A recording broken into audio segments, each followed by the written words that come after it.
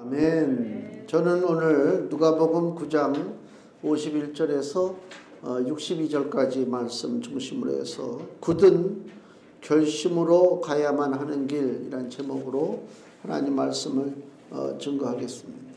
오늘 본문의 내용은 예수님이 그 예루살렘으로 이제 가시는 도중에 사마리아를 거치게 되어 있는데 사마리아 지역에서 예수님을 거절을 했죠. 오지 말라. 이 지역을 통과하지 말라.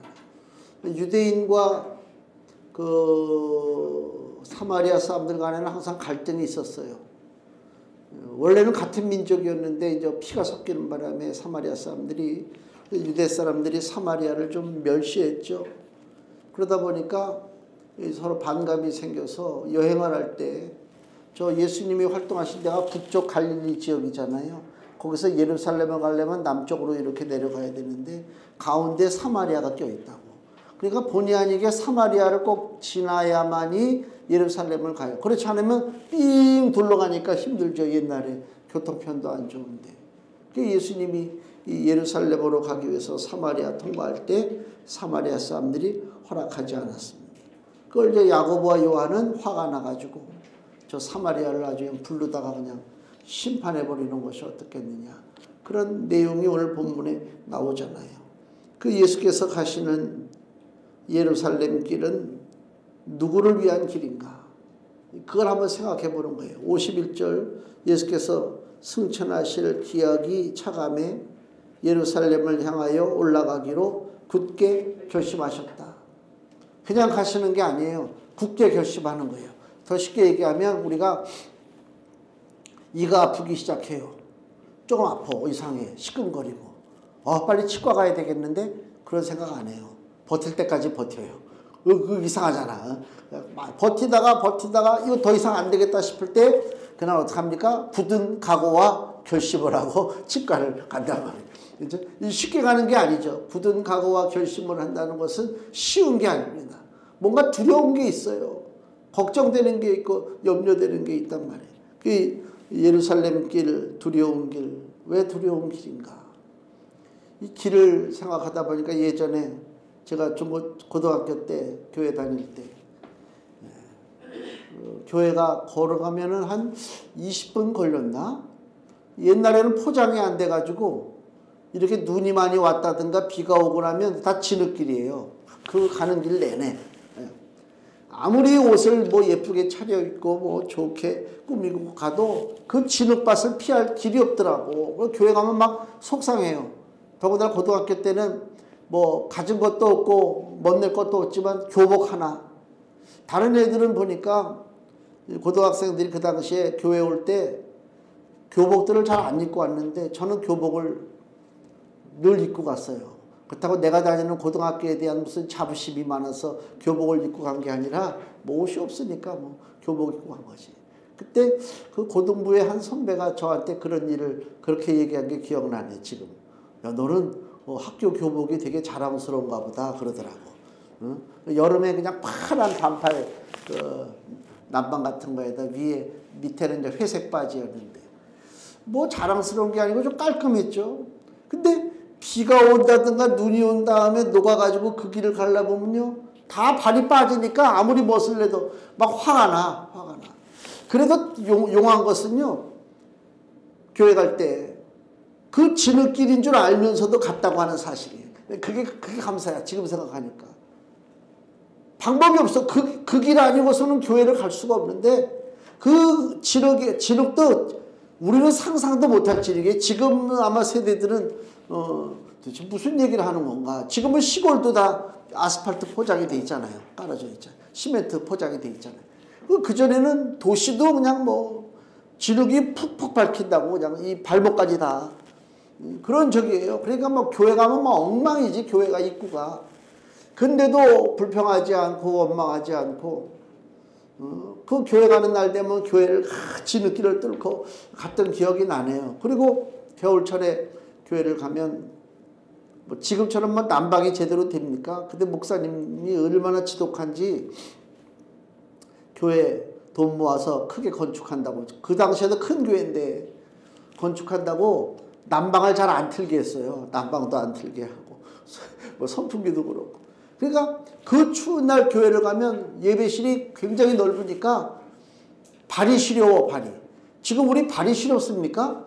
발이 시렵다고 하는 그 경험을 요 근래는 잘 못 해본 것 같아요. 별로.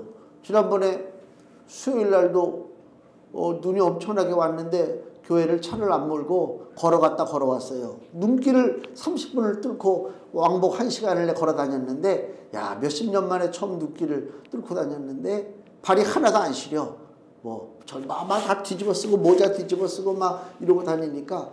근데 예전에는 교회에 들어가서 앉아 있는데요, 싹 찬기가 올라온다고. 발이 시려. 그래서 발을 막 예배 드리면서도 발을 동동동동 그랬다니까. 그렇게 환경이 안 좋았어요. 근데도 메어 터졌어요. 근데도 메어 터졌어요. 주일날 되면 교회 와가지고 하나님 앞에 막 부르짖어 기도하고 말씀 듣고 아멘하고 막 즐거움이 있었다니까. 그렇다고 해서 뭐 교회 왔다고 당신들 이렇게 교회 수고롭게 왔는데 우리 교회에서 맛있는 거라도 좀, 그거 상상도 못할 일이고. 워낙 가난한 시절이니까. 그냥 기뻤단 말이에요. 추워서 교회 와서 벌벌 떨고 진흙에 빠지고 뭐 그래도 또 무더운 더위에도 와가지고 부채질 해가면서 하나님 앞에 예배해도 심령이 기뻤다. 그게 좀 신앙의 길이 아닌가. 지금은 상대적으로 너무 좀 편하지 않은가. 뭐 편한 거를 추구하는 시대니까 뭐 어쩔 수는 없지만은, 그러나 우리가 마음적으로 다시 한번 무장해서 극복하고, 오늘 이 말씀을 한번 통해서 우리 주님이 우리에게 보여주시는 이 길, 굳은 그 결심을 하지 않고서는 갈 수 없는 길. 결론적인 얘기를 하면 주님이 우리에게 원하시는 길이에요. 그 길이. 남의 나라 이야기처럼, 동화 속 이야기처럼 예수님은 예루살렘을 가실 때 굳은 각오와 결심, 고난의 길을 가시는구나. 그걸로 끝나는 것이 아니라 우리가 가야 할 믿음의 길도 마찬가지입니다. 시대는 바뀌지 않았습니다.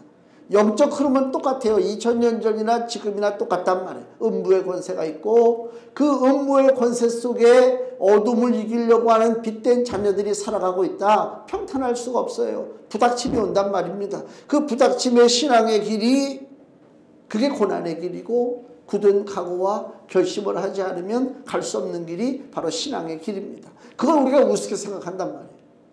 그러니까 교회 다니다가 시험 들은 사람들이 많대요. 뭐 가난한 성도라고 그러던가. 그래서 뭐 교회 출석 옛날에는 했지만 지금은 출석 안 하고 그냥 믿기는 믿어. 예수님을 믿는다고 하는데 교회는 안 나가. 그리고 신앙생활하는 성도들이 많다고 그래요. 그거는 주님으로부터 인정받을 수 없습니다. 내가 짊어져야 할 것이 무엇인지를 내가 짊어지고 나가야 돼요. 그거는 굳은 각오와 결심의 신앙의 길을 가지 않는다면 짊어질 수 없습니다. 다 도망가는 거예요. 다 도망간다니까. 그 줄다리기를 할 때, 학교에서 운동회 때 줄다리기를 하잖아요. 지금이니까 무슨 뭐 장갑 끼고 못 끼고, 옛날에 그 굵은 그 동아줄을요, 맨손 잡아서 앞에서 그냥 막 있는 힘을 다해서 줄다리기를 하면 손이 까집니다. 이거 싫은 애들은요, 힘 안 주면 돼요. 흉내만 내면 돼. 의차 이렇게 흉내만 낸다고. 똑같이 10명이 싸우는데 누가 더 힘을 내느냐, 누가 진심으로 매달려 있느냐, 그 팀이 이기는 거예요. 그냥 겉을만 스스로 잡아가지고 흉내만 내고 있어가지고, 신앙도 마찬가지죠. 마귀하고 줄다리기를 해야 되는데 다 붙잡고 있단 말이죠. 믿음의 줄을. 저 마귀는 막 그걸 잡아 당기지. 그걸 붙잡고 나도 뺏기지 않도록 끌어당겨야 되는데 손이 까지거든. 그때 살짝 손을 놓는단 말이야. 나 하나 살짝 손 놔봐야 뭐 알지 못하겠지. 왜 몰라요? 힘의 균형이 그냥 깨져버리지. 그래서 문제가 생기는 거란 말이에요. 오늘 이 말씀을 통해서 우리가 한 번 더 신앙의 길을 어떠한 결심을 가지고 가야 될 것인가 한번 좀 생각하는 시간이 되었으면 좋겠습니다. 왜 주님은 예루살렘을 굳게 결심하시면서 예수님께서 가셔야 했는가? 첫째는 여기 51절에 기록된 것처럼 예수께서 승천하실 기약이 차갔다. 다다랐다 그 얘기입니다. 하늘로 승천하실 계획을 이루기 위해서 가는 길이 예루살렘 길이다. 그러니까 이 하늘로 승천한다는 얘기는 하나님 아버지와 예수님이 이미 약속이 된 것입니다. 십자가의 길입니다. 그 얘기요. 승천한다는 얘기가 뭐예요? 말로 그냥 하늘로만 그냥 쏙 올라간다는 얘기가 아니라 그 과정은 승천하기 위해서 뭐가 있어야 돼요? 죽음이 있어야 되지. 죽지 않고 승천한다는 개념이 아닙니다. 여기 개념은. 죽지 않고 승천한 사람은 엘리야가 있잖아요. 그죠? 그런 개념이 아닙니다. 예수님이 승천한다는 얘기는 죽어야 되는 것입니다. 그러니까 죽음의 시간이 지금 다가오고 있어요. 고난의 시간이 지금 다가오고 있다. 그러니까 우리가 그 승천했다고 알려진 인물들이 몇 사람이 있어요. 엘리야가 부르다가 승천했죠. 또 하나는 저기 회교 창시자가 지금의 예루살렘 그 황금돔이 있잖아요. 이스라엘 예루살렘에. 그 황금돔이 바로 그 마호멧이 승천한 자리라고 그래가지고 거기다가 이렇게 황금돔을 입혔다. 마호메트가 승천했다고 그래요. 그 다음에 또 예수님의 육신의 어머니 마리아가 하늘로 승천했다고 그래요. 그래서 천주교에서는 성모, 승천 뭐 이런 그 기념일이 있어요. 성모 마리아가 승천했대요. 그럼 예수님의 승천하고 뭐가 틀린가? 그것이 진실이다, 가짜다, 그거 얘기하기 전에 저는 그런 사실 전혀 동의도 안 하지만 그 사람들의 승천은 죽음이 없는 승천이잖아요. 자기 자신을 위해서 승천, 그 사람들 말 그대로 믿는다 할지라도 자기 자신을 위해서 그냥 승천해버린 거야. 그 승천이 이 땅에 사는 사람들에게 무슨 영향을 줍니까? 더 쉽게 얘기하면 유명한 산악인이 저기 히말라야 에베레스트인가로 올라갔단 말이에요. 그것이 이 땅에 힘들게 하루하루 살아가는 우리에게 무슨 의미를 주느냐. 적절한 비유인지는 모르겠지만은 아무것도 겪지 않고 혼자서 승천했다? 그래서 어떡하라고? 우리도 승천하기를 기다린다고? 그건 아니잖아요. 예수님의 승천은 그들과 틀려요. 예수님은 왜 그들과 틀리냐? 예수님은 그냥 승천이 아니라 죽으시고 난 다음에 우리의 죄악과 우리의 사망과 우리의 모든 그 허물을 예수님이 끌어안고 죽었어요. 영적으로. 그리고 무덤에 갇혔어요. 이 갇혀있는 상태예요. 그리고 3일 만에 부활 승리하셨다. 사망의 세력을 깨뜨려 버리셨다. 그 얘기입니다. 그러니까 예수님은 사망을 이긴 자입니다. 사망을 피해서 승천한 것이 아니라 부활을 통해서 사망을 이기고 그 다음에 승천을 통해서 하나님 되심을 온 천하에 보여주는 것이다. 그 예수님의 승천은 틀린 거예요. 마호메트, 마리아, 엘리야 그런 승천하고는 전혀 차원이 틀리죠. 그러니까 고난과 죽음을 통과하신 승천이야말로 사망을 이긴 증거가 되고 또 사망 심판을 받을 수 없는 사람들에게 소망을 주는 거예요. 왜? 내 죄악된 것을 예수님이 끌어가셨잖아요. 내 짐을 주님이 맡아주셨어요. 감사하죠. 근데 내 짐을 맡아주신 건 감사한데 주님이 내 짐을 맡고 나서는 감당하지 못하고 흔들리다가 주님도 죽어버렸어 그냥. 아니면 내 팽개치고 그냥 하늘로 올라가 버렸어. 그거 아니잖아. 내가 무거운 짐을 옆에 사람한테 맡겼다니까요. 든든해 보여서 맡겼어요. 그리고 이제 이 언덕길을 이제 나는 좀 편하게 올라가야 되겠다 하고 올라가는데 중간에 올라가다가 이 내 짐을 맡은 사람이 야, 나 더 이상 이거 네 짐 질 수 없겠다. 나 힘들다. 그리고 다시 나한테 준다면 이건 죽으라는 소리 아닙니까? 예수님은 그렇게 우리의 짐을 맡아주신 것이 아니라 끝까지 맡아주셨단 말이에요. 그게 바로 십자가의 그 고통과 사망과 그 다음에 죽음, 그 다음에 부활, 그 다음에 승천. 그러니까 완벽한 거예요. 뭐 하나 부족됨이 없는 것이다 그 얘기입니다. 그 주님을 우리가 지금 바라본다. 자, 누가복음 24장 끝에 보시면요. 누가복음 24장 50절 예수님이 승천하시는 장면이 나와요. 신약성경 141페이지 누가복음 24장 50절에서 53절까지 보면 예수님 하늘로 승천하는 모습이 나옵니다. 예수께서 저희를 데리고 즉 제자들을 데리고 베다니 앞까지 나가사 손을 들어 저희에게 축복하시더니 축복하실 때에 저희를 떠나 하늘로 올리우시니 저희가 그에게 경배하고 큰 기쁨으로 예루살렘에 돌아가 늘 성전에 있어 하나님을 찬송하니라. 예수님의 하늘의 승천은 뭐라고요? 승리의 표징이에요. 승리했다고 하는 것을 지금 보여주는 거란 말이에요. 그러니까 제자들이 너무 기쁜 거예요. 예수님의 승천은 도망가는 게 아니에요. 야, 무거운 짐 나 짊어질 수 없다. 나는 도망가야 되겠다. 쑥 도망가는 게 아니라니까. 예수님의 승천은 우리의 무거운 짐을 하늘까지 가지고 올라가시는 거란 말이에요. 그러니까 내가 감사하죠. 수고하고 무거운 짐진 자들아 다 내게로 오라. 내가 너희를 편히 쉬게 하리라 그랬잖아요. 그 끝까지 책임지신다는 얘기예요. 책임지시다는 얘기는 뭐예요? 이 땅에서 문제뿐만이 아니라 이 사막 너머의 영원한 세계의 삶까지도 주님이 책임져 주신다 그 얘기입니다. 또 사도행전 1장 8절에 보세요. 거기도 승천하는 장면을 또 다른 시각으로 또 기록되어 있죠. 사도행전 1장 8절에서 11절. 오직 성령이 너희에게 임하시면 너희가 권능을 받고 예루살렘과 온 유대와 사마리아와 땅끝까지 이르러 내 증인이 되리라 하시니라. 이 말씀을 마치시고 저희 보는 데서 올리워 가시니 구름이 저를 가리워 보이지 않게 하더라. 올라가실 때 제자들이 자세히 하늘을 쳐다보고 있는데 흰옷 입은 두 사람이 즉 천사가 저희 곁에 서서 가로되 갈릴리 사람들아 어찌하여 서서 하늘을 쳐다보느냐. 너희 가운데서 하늘로 올리우신 이 예수는 하늘로 가심을 본 그대로 오시리라 하였느니라. 아멘. 이게 중요해요. 자, 예수님이 승천하셨어요. 뭘 가지고 승천했다고요? 우리의 죄와 사망과 모든 무거운 짐을 철저하게 마지막까지 짊어지시고 이제 하늘로 승천하셨어요.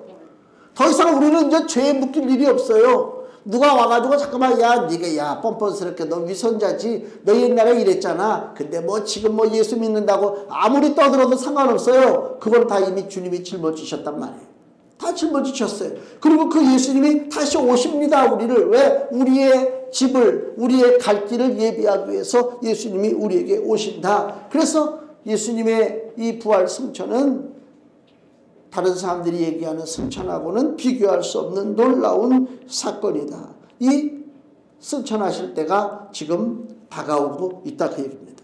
또 하나는 그 예루살렘 길은 고난과 죽으심의 길입니다. 그냥 구경 삼아 가는 예루살렘 길이 아닙니다. 예수님의 결단이 있어야 그 예루살렘 길을 가는 거예요. 그냥 한번 오늘 가볼까? 가봤다가 이렇게 여의치 않으면 다시 돌아가지 그런 길이 아니고요. 예수님이 가시는 길은 굳은 각오와 결단이요. 그 굳은 각오와 결단이 도대체 뭐냐? 요한복음 10장 11절. 요한복음 10장 11절. 나는 선한 목자라. 선한 목자는 양들을 위하여 목숨을 버리거니와. 예수님은 굳은 각오와 결단을 했어요. 무슨 각오? 죽는다는 각오입니다. 선한 목자는 양들을 위하여 목숨을 잃어버리겠다 그 얘기 아닙니까? 죽어버리겠다 그 얘기입니다. 그냥 한번 가서 그냥 대충 상황 보고 그게 아니고 죽기를 작정하고 간다. 죽기를 작정하고. 그래서 그 사도 바울이요. 그 복음 증거를 유럽에서 하고 나중에 예루살렘으로 돌아가려고 하는 계획을 세웠어요. 사도 바울의 예루살렘 길을 성경은 이렇게 얘기합니다. 사도행전 20장 22절. 사도행전 20장 22절에서 24절입니다. 신약성경 224페이지에 사도 바울의 지금 이야기입니다. 보라, 이제 나는 심령의 매임을 받아 예루살렘으로 가는데, 예수님이 가신 것처럼 바울도 예루살렘으로 가요. 예루살렘으로 가는데 저기서 무슨 일을 만날는지 알지 못하노라. 오직 성령이 각 성에서 내게 증거하여 결박과 환난이 나를 기다린다 하시나. 그죠? 고난의 길이다 그 얘기입니다. 환영받지 못하는 것이다. 그러나 나의 달려갈 길과 주 예수께 받은 사명 곧 하나님의 은혜의 복음 증거하는 일을 마치려 하면은 나의 생명을 조금 더 귀한 것으로 여기지 아니하노라. 아멘. 바울 입장에서 자기의 스승 되시고 주가 되시는 예수님이 걸어가신 예루살렘 길을 알고 있잖아요. 고난의 길을. 지금 바울이 가는 예루살렘 길도 똑같아요. 나의 주여 나의 스승 되신 예수님이 걸어가신 그 길을 자기도 가는 거예요. 고난의 길 예루살렘 길을 간다는 것입니다. 무엇 때문에? 선교를 위해서, 세계 선교를 위해서. 그래서 여기 사도행전 19장 21절 사도행전 19장 21절에 이 일이 다 된 후 바울이 마게도냐와 아가야로 다녀서 예루살렘에 가기를 경영하여 가로되, 지금 예루살렘에 가기를 지금 작정하고 있습니다. 내가 거기 갔다가 예루살렘에 갔다가 후에 어디도 로마도 보아야 하리라. 이거 굉장히 유명한 말씀입니다. 내가 로마도 가야 한다. 왜 가요? 죽으러 가는 것입니다. 말대로 가서 죽었습니다. 이거는 그냥 내가 로마 가가지고 선교지 한번 돌아보고 이렇게 하고 올게, 그런 뜻이 아닙니다. 우리 보통 요새는 몇 년 동안 코로나 때문에 선교지 방문을 못 하잖아요. 저도 그전에 한참 다닐 때 우리가 선교지 가면 뭐 죽음을 각오하고 그런 마음은 없었어요. 그냥 가서 일주일이고 보름이고 가서 학생 가르치고 또 거기 선교사들 만나서 위로하고 그리고 돌아오는 게 끝이죠. 바울이 가는 길은 그 길하고 틀리죠. 그죠? 이건 뭐 비교할 수가 없는 것입니다. 그러니까 선교 많이 한다고 해서 명함 내밀 수도 없다. 예? 사치스럽다. 사치스럽지. 잘못하면 오히려 그것이 특권이 되니까. 사도 바울은 그런 특권 의식 없이 그냥 로마로 가는 것입니다. 콜로세움 보러 가는 것이 아니죠. 죽으러 간단 말이에요. 굳은 각오와 결심을 지금 하고 있단 말입니다. 예수님이 이미 겪으신 길입니다. 많은 사람들이 여행이 풀려서 아마 이스라엘 성지순례도 다시 재개가 되고 많이 갈 것입니다. 주변에 우리 많은 목사님들 계시는데 성지순례 안 간 사람은 뭐 나라고만 내가 얘기하긴 뭐하지만 다들 성지순례들은 어떻게 가더라고. 근데 저는요, 돈 없어서 안 가는 게 아닙니다. 못 가는 게 아닙니다. 진짜 그렇습니다. 돈 줘도 안 갑니다. 네, 분명히 얘기합니다. 성지순례? 이 땅에서 성지순례? 아이고 그러지 마세요. 뭐 장사 속에 넘어가는 것도 아니고 거기 가가지고 무슨 감흥을 누린다? 그걸 가지고 감흥을 누린다는 사람은 성경을 통해서 감동을 못 받지. 그렇잖아요. 사람들이 그래요.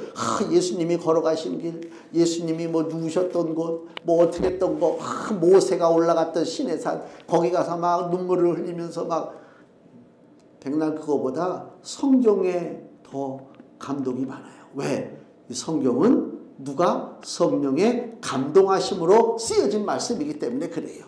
여기 성경에서 감동을 받는데 구태여 내가 거기 가가지고 그건 뭐 정말 저차원적인 그 신앙의 수준이다 그 얘기입니다. 그러니까 성도들도요, 저도 생전 내가 성지순례 얘기하나, 돈 있는 사람들은 돈 모아서 성지순례 한번 가보세요. 그럼 믿음이 자라납니다. 그런 거짓말 하지 말라고 그래. 무슨 뭐 성지순례 가서, 성지순례 갈 때 어떤 마음을 갖고 갑니까? 예수께서 예루살렘에 가는 마음, 사도 바울이 예루살렘으로 가는 마음, 내가 죽으면 죽으리라, 그런 마음을 가지고 성지순례 갑니까?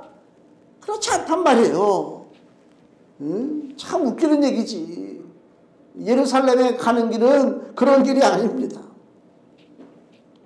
자, 이 굳은 각오가 결단합니다. 왜? 거기 가야 고난을 받고 거기 가야 십자가에 못 박혀서 죽으니까 그 길을 가는 거예요. 그래야 승천할 수 있으니까.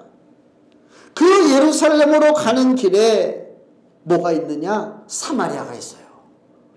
예수님이 가는 예루살렘 길에 사마리아가 가운데 딱 버티고 있다. 53절 말씀 보세요. 52절부터 사자들을 앞서 보내심에 저희가 가서 예수를 위하여 예비하려고 사마리아인의 한 촌에 들어갔더니 예수께서 예루살렘을 향하여 가시는 고로 저희가 받아들이지 아니하는지라. 예수님이 예루살렘으로 가는 것을 알고 그 사람들이 방해하는 거예요. 어딜 뭐 여기를 통과해서 뭐 예루살렘 성전에 가서 예배할 거냐? 딱 방해한다니까. 사마리아와 유대의 그 갈등을 제가 잠깐 얘기했지만 2000년 당시에 유대 땅에 살았던 예수 그리스도가 또 하나님 아들이신 예수님이 사마리아 사람과 유대인의 갈등을 몰랐겠어요? 알죠. 다 알죠. 그죠? 우리 요한복음 4장에 보면 예수님이 사마리아 사람 수가성에 그 가서 우물가에서 그 사마리아 여자에게 물 좀 달라 하는 얘기가 있잖아요. 그 여자가, 사마리아 여자가 뭐라고 그래요? 예수님한테. 당신은 유대인으로서 어찌 우리와 상종하느냐? 응? 생전 뭐 모른 척 하더니 그런 얘기가 나오잖아요. 그러니까 사마리아 사람들한테 환영받지 못한다고 하는 사실을 예수님이 알고 있었습니다. 다 아시죠? 그런데도 불구하고 제자들을 사마리아로 보내서 예수님 머무실 곳을 찾아보라 시킨 일이 뭐냐? 우리에게 알려주고자 하는 것이 있다. 뭘 알려주느냐? 근본적으로 하나님의 아들 예수는 환영받지 못한다. 그 얘기입니다. 세상에서 환영받을 수 없습니다. 예수님을 환영 못합니다. 지금 이제 크리스마스가 일주일 남았어요. 큰 서울에 무슨 백화점인가 몇 군데가 아주 멋있게 성탄 장식을 하고 꾸며대잖아요. 그게 다 마귀 역사지. 왜? 성탄의 주인은 누구요? 백화점이 아니잖아요. 예수님이잖아요. 근데 착각한다니까 자꾸만. 성탄의 주인은 산타야. 성탄의 주인은 코카콜라야. 응? 그러잖아요. 응? 뭔가 막 화려하게 장식되고 성탄의 주인은 조계사에서 아기 예수 탄생을 축하합니다 써는 그 현수막이 이슈가 되고 또 뉴스에 나오고. 그게 아니라니까. 성탄의 주인이 누구라고요? 예수님이요. 세상은 예수님을 환영 안 해. 예수님 환영한다고요? 거짓말하지 말라고 그래. 뭐에 예수님을 환영해? 예수님은 밝은 빛이야. 밝은 빛이 우리 가정으로 들어와. 그럼 가정에 더러운 것이 막 눈에 보이기 시작해. 예수님이 나에게 들어와. 내 속에 있는 더러운 걸, 위선적인 걸, 가식적인 걸, 하여튼 말할 수, 입으로 담을 수 없는 더러운 죄악들이 막 드러난다니까요. 그래서 예수님을 거부하는 거예요, 사람들이. 예수님을 환영할 것 같습니까? 환영하지 않는다니까요. 나를 숨겨야 되거든. 나를 가려야 살지. 내가 드러난다고 생각해 보세요. 얼마나 부끄럽겠어요. 예수님은 죄를 드러나게 하신다니까요. 불을 켜서 등경 위에 두나니 불을 밑에다 두는 자가 없다고 그랬어요. 예수님이. 왜 위에 두느냐? 그래야 빛이 비쳐서 어둠이 물러가고 곳곳에 뭐가 있는지 알 거 아닙니까? 예수님이 이 땅에 오셨어요. 사회의 악을 말씀하셔요. 더러운 것을, 뭐가 죄고 뭐가 악한 것이고 뭐가 음탕한 것이고 다 예수님이 말씀하시잖아요. 그 빛이 비치는데 세상 사람들이 좋아합니까? 싫어하지. 좋아한다는 건 거짓말이요. 세상의 부패한 권력자와 마귀에 속한 수많은 사람들이 예수님 오시는 것을 저항할 수밖에 없다. 예수님은 이 땅에 태어나실 때요, 처음부터 왕으로 불려졌어요. 마태복음 2장 2절을 보면요, 그 동방박사들이 오잖아요. 마태복음 2장 2절에 뭐라고 하고 옵니까? 예루살렘으로 유대인의 왕으로 나신 이가 어디 계시뇨? 우리가 동방에서 그의 별을, 즉 예수님의 별을 보고 그에게 경배하러 왔노라 하니 헤롯 왕과 온 예루살렘에 듣고 소동한지라. 왜 소동해요? 새로운 왕이 태어났다니까. 내가 뻔히 지금 헤롯이 왕인데 왕이 태어났다고? 이거는 있을 수가 없는 거지. 잡아 죽여야지. 아니 저 수양대군이 그 세종대왕의 그 몇째 아들이야? 셋째인가 넷째 아들인가? 수양대군이 저기 그 세조가 왕이 됐잖아요. 단종 그 조카를 죽여버리고 왕이 됐다니까. 조카도 죽였고요. 왕이 되면서 누굴 죽였는가 쭉 보니까 자기 밑에 동생들 뭐 금성대군, 안평대군 뭐 다 잡아 죽여요. 그래서 자기 동생 금성대군은 저 경상도 어디다 귀양 보냈다가 죽이는데 불러다가 그냥 올라오라면 안 올라올까봐 야 좋은 일 있으니까 나랑 같이 술하고 고기 좀 먹자 그래. 그러니까 이제 금성대군 형이 부르니까 설마 형이 그러고 올라가 한양으로 올라갔다가 거기서 사역받고 죽어. 금성대군이 살던 그 경상도 어느 마을은 그 마을 사람들을 아주 씨를 말려버려. 무섭습니다. 권력은 나눠 가질 수가 없다고 그래요. 그래봐야 그 사람 환갑도 못 넘기고 죽은 사람인데 그 짧은 인생 왕 노릇하겠다고 자기 조카 죽이고 동생 둘 죽이고 수많은 사람들 죽이고 귀양 보내고 뭐 성삼문 박팽년 하위지 이게 뭐 죽인 건 뭐 이거 말할 것도 없고 그렇잖아요. 그런데 지금 예수님이 이 땅에 왕으로 오셨대요. 그럼 기존에 왕 노릇하던 애들이 걔네들은 천사야? 수양대보다 더 나쁜 놈들이 얼마나 많은데 예수님을 내버려 두겠습니까? 그렇죠? 요한복음 6장 15절 보세요. 요한복음 6장 15절. 이게 이제 오병이어 기적을 일으키고 난 다음 이야기입니다. 오병이어로 5,000명 남자만 먹였잖아요.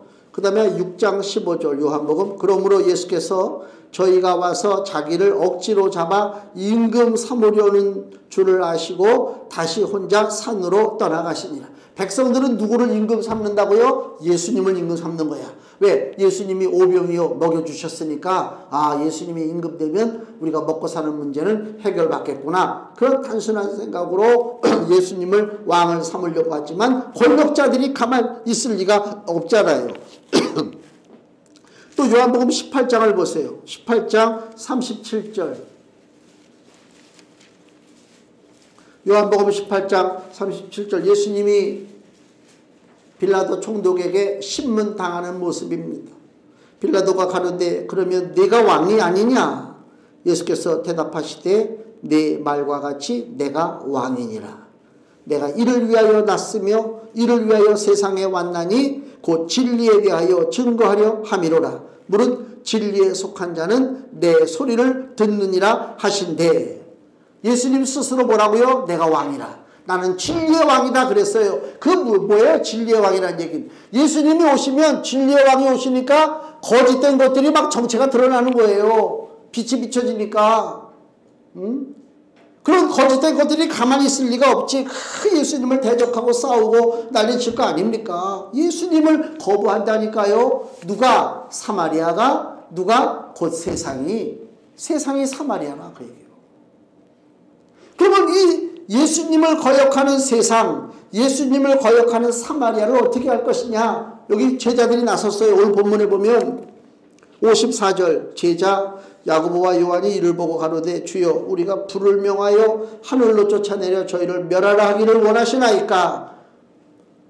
저 제자들이 볼 때 예수님은 분명히 왕이셔요. 하나님의 아들이십니다. 근데 예수님이 가신다는데 이것들이 가로막어 하나님 저 불을 좀 내려가지고 저들을 다 사마리아 사람들을 확 죽여버릴까요? 즉 그 얘기입니다. 전 이 말씀을 볼 때 뭘 느꼈냐면 야고보 요한뿐만 아니라 그 제자들이 벌써 자기들이 무슨 왕의 신하가 된 줄로 착각하고 있다. 이게 정권이 새로 바뀌고 그 새로운 지도자 밑에 사람들이 모이면 자기들도 같은 권세가 있는 줄 알고 막 서두르잖아요. 막 의시되고 그러잖아요. 아주 그게 제일 꼴 보기 싫지. 별 볼 일 없는 사람이 어떻게 해서 시의원이 됐어. 구의원이 됐어. 구의원의 도의원이 됐단 말이에요. 그러면 내가 누군지 알아봐라. 동사무소 가가지고 우리 그쪽에 얼마 전에 여기서 그랬나? 경기도에서 여자 무슨 도의원인가 가가지고 동사무소 직원이 뭐 어떻게 했다고 내가 누군 줄 알아. 누군 줄 알 필요가 뭐가 있어. 내가 그때 동직원이었으면 내가 가만히 있었어 진짜. 그렇잖아. 아니 내가 알 게 뭐야. 그렇잖아요.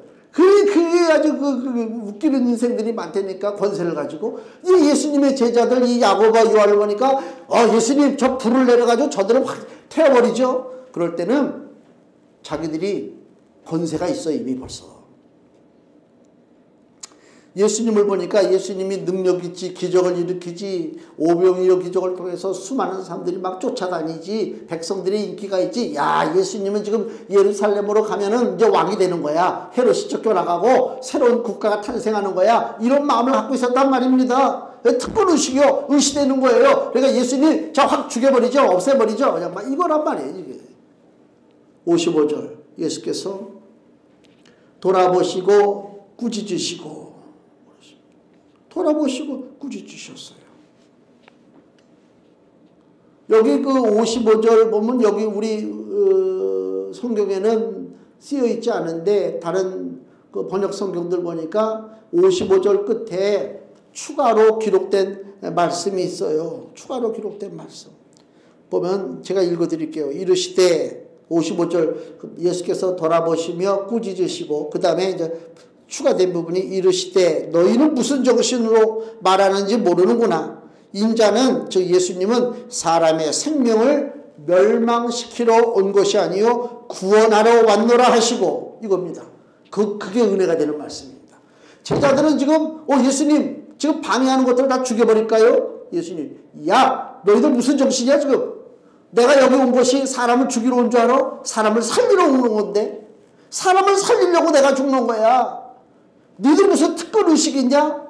교회가 좀 만만하고 좀 자리가 잡고 사회에서 좀 이렇게 해주면 특권 의식이 있냐? 지역에서 교회가 좀 차지하는 게 좀 크고 관공서 뭐 되는 사람들이 때가 되면 와서 구실거리니까 마치 내가 무슨 권세가 있는 것처럼 예수님이 그들에게 뭐예요? 네 좀 정신이 있냐? 이 사명이 뭐냐? 사람을 살리는 건데 119 보세요. 119 그 사람 살리는 나는요 그 119들은 진짜 잘해줘야 된다고 생각해요. 우리 어머니 일을 몇 번을 겪어보니까 와가지고 그거 뭐 좀 해서 자 병원에 가가지고 또 다 응급실에 간다고 해서 금방 들어가는 것도 아니요. 지금은 코로나 검사를 다 해야 들어갔잖아요. 지금은 어떨지 모르지만 벌써 몇 달 전만 해도 그 코로나 검사하고 뭐하고 다 가져가는데 119 그 대원들이 서 있어. 난 왜 안 가나 그랬어. 그 사람들은 마지막까지 완벽하게 응급실로 싹 들어가야 그게 끝이야. 그리고 가면서 그냥 또 안 가. 와서 나한테 그냥 되게 잘 좀 해주시고 뭐 이렇게 하기를 바랍니다. 인사하고 가더라고. 그래서 내가 야 너무 고맙더라고 진짜. 식사라도 같이 했으면 좋겠는데 서로 마스크를 뒤집어 쓰고 있으니까 얼굴도 모르겠고 그렇잖아요. 대단한 겁니다. 그 얼마나 피곤한 일입니까? 수없이 들락날락 근데도 조금도 그런 내색을 안 하더라고. 자기 일처럼 해주더라니까. 생명을 살리는 거란 말이에요. 뭐 특권 의식을 가지고 내가 말이야 뭔데 말이야 당신들이 알아서 그 침대 피고 알아서 올라타고 그러지 않잖아요. 그 영적으로 지옥에 빠진 생명을 살린다고 하는 우리가 무슨 뭐 특권처럼 무슨 권세가 있는 것처럼 어깨에 힘을 주고 그거 아니잖아요.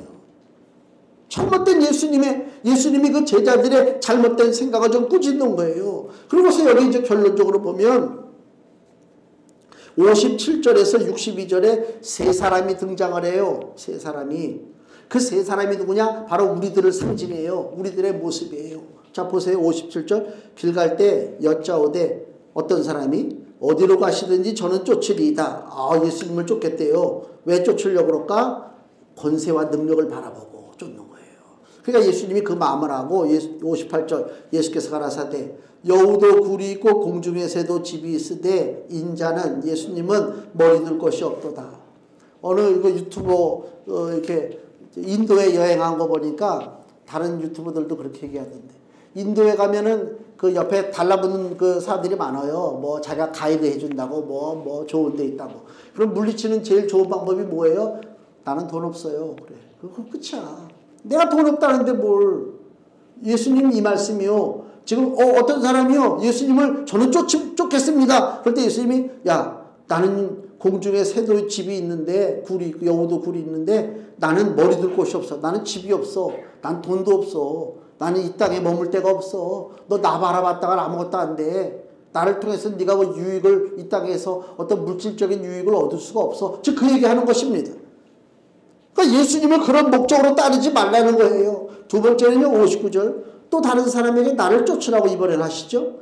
그가 가로되 나로 먼저 가서 내 부친을 장사하게 허락하옵소서. 가라사대 죽은 자들로 자기의 죽은 자들 영적으로 죽은 자들이 그 장사 일을 감당하게 하고 너는 가서 하나님의 나라를 전파하라 그 얘기입니다. 그게 뭐예요? 세상의 어떤 일보다 하나님의 나라가 소중하다 이것입니다. 그걸 얘기하는 거예요. 뭐 부모 장례도 치르지 말고 팽개쳐라 그 뜻이 아니고요. 세상은 낡아집니다. 세상은 무너집니다. 세상은 사라집니다. 그러나 예수님이 세우시는 하나님의 나라는 영원합니다. 왜 하나님의 나라가 가치 있고 영원한 줄 아세요? 예수님의 피값으로 세우기 때문에 그래요. 즉 그걸 말씀하는 거예요. 예수님이. 또 하나요. 여기 마지막에 61절 또 다른 사람이 나와요. 주여 내가 주를 쫓겠나이다마는 아주 벌써 이 말투가 상당히 무슨 조건을 달고 기분이 안 좋아요. 나로 먼저 내 가족을 작별케 허락하소서. 내가 쫓긴 좀 쫓지만 내가 믿기는 믿지만 잠깐 내 일 좀 하고요. 예수께서 이러시되 손에 쟁기를 잡고 뒤를 돌아보는 자는 하나님의 나라에 합당치 아니함이라. 주님의 부르심을 가벼이 여기지 말라. 아, 내가 쫓아갈게요. 근데 잠깐 일 좀 마무리하고요. 그게 아니고 예수님이 오라! 그러면 신발을 벗어 던지더라도 예수님께는 쫓아갈 수 있는 그런 마음이 있어야 돼. 우리가 전화가 오잖아요. 이렇게 놓고. 따르릉 온다고 딱 봐. 근데 뭐 모르는 전화야. 그러면 어떻게 해요? 그냥 뭐 끄든지 한참 있다가 하든지. 근데 이거 내가 기다리던 전화야. 급한 전화. 아이고 급해라. 그때 내가 뭐 다른 일을 하고 있다가 해서 그래 내가 밥 다 먹은 다음에 전화하지. 그렇습니까? 급한 일이 있는데 밥이 문제가 입에서 밥풀이 튀어나오든 말든 급한 전화는 어떻게 해요? 잡아서 전화해야지. 똑같은 거예요. 손에 쟁기를 잡았어요. 지금 급하다고 할 일이 주어졌다니까 하나님의 그 나라의 일꾼으로. 근데 나로 먼저 가서 작별하게 허락해달라고 그런 시건방 떨게 예수님을 쫓아가려고 하는 마음을 버려라 그 얘기입니다. 주님의 가는 길은 세상의 구원을 위한 길입니다. 그건 고난의 길이요. 그래서 굳은 결심으로 걸어가야 할 길입니다. 금주의 말씀을 보세요. 마태복음 20장 28절 같이 읽겠습니다.